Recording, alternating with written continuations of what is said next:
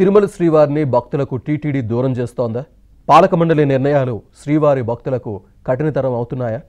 TTD అమల్లోకి తెచ్చిన ఆంక్షలు చూస్తే నిజమే అనిపిస్తోంది. దర్శన టికెట్లు ఉంటేనే వైకుంఠ ద్వార దర్శనం అంటూ టీటీడీ తెచ్చిన నిబంధన భక్తులను స్వామివారి దర్శనానికి దూరం చేసింది. పర్వదినం నాడు భక్తులు లేక తిరుమల వెలవెలబోయింది.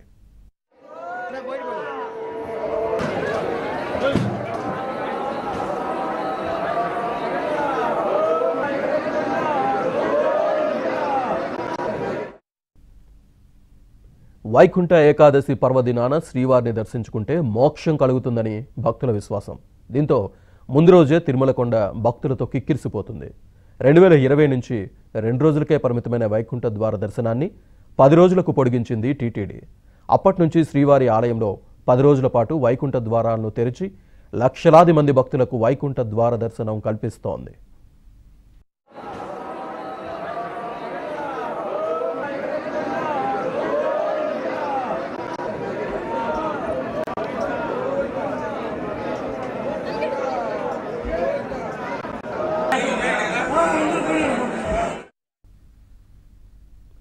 లక్షలాది మంది భక్తులకి వైకుంఠ ద్వార దర్శనం కల్పించాలన్న ఉద్దేశ్యంతో ఆలయ నిబంధనలను టీటీడీ మార్చింది. ఆచరణకు వచ్చేసరికి మాత్రం అడ్డగోలు నిబంధనలను అమల్లోకి తెచ్చి శ్రీనివాసుడి దర్శనాన్ని భక్తులకు దూరం చేసింది. కేవలం దర్శనం టికెట్లు ఉన్న వారికే వైకుంఠ ద్వార దర్శనం కల్పిస్తామంటూ టీటీడీ నిబంధన పెట్టింది. దీంతో లక్షలాది మంది భక్తులకు శ్రీవారి దర్శన భాగ్యం కలగలేదు.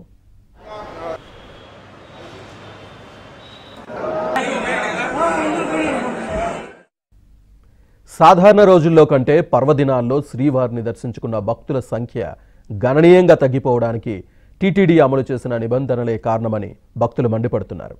భక్తులకు శ్రీవారి దర్శనం కల్పించాలని డిమాండ్ చేస్తున్నారు. భక్తులకు సేవ చేసేందుకు పాలక మండలి ఉంది, కానీ నియంత్రించేందుకు కాదని అంటున్నారు. గతంలో రోజుకి 1,00,000 మందికి పైగా భక్తులు దర్శించుకునేవారని తెలిపారు. ఇప్పుడు ఆంక్షలు పెట్టి స్వామివారిని భక్తులకి దూరం చేస్తున్నారని టీటీడీపై భక్తులు మండిపడుతున్నారు.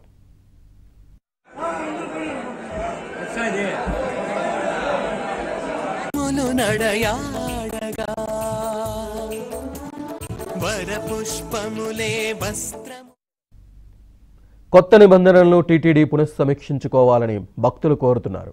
భక్తులందరూ శ్రీవారిని దర్శించుకునేలా ఏర్పాట్లు చేయాలని